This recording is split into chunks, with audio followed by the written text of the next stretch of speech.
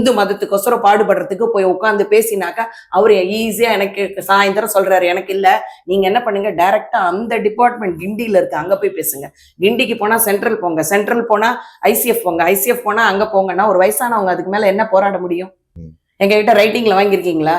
ஆனா உங்க வார்த்தையை நாங்க நம்பினோம், பொதுமக்கள் நாங்க நம்பினோம், பிரிட்ஜ் கட்டினது போக பேலன்ஸ் இடத்துல நம்மளுக்கு கட்டி கொடுப்பாங்க அப்படின்னு நாங்க நம்பினோம். இன்னி வரைக்கும் அந்த இடிச்ச ரப்பிஷ கூட எடுக்கிறதுக்கு கவர்மெண்ட்டுக்கு டைம் இல்ல.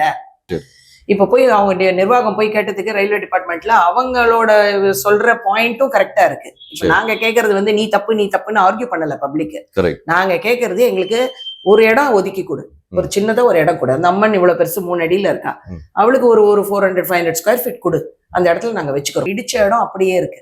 எந்த டெவலப்மெண்ட்டும் அங்க நடக்கல. அதை விட்டுட்டு ஆனா நிறைய ட்ரெயின் பண்ணிட்டு இருக்காங்க, போயிட்டு இருக்கு, அபிஷியல் ஒர்க் போயிட்டு இருக்கு. இந்த எக்ஸ்பான்ஷன் எதுக்கோசரம் எடுத்தாங்களோ அந்த வேலை அப்படியே நின்று போச்சு. அது எதுவுமே பண்ணல. அங்க பண்ணாத பட்சத்துல அது எதுக்கு இடிக்கணும்?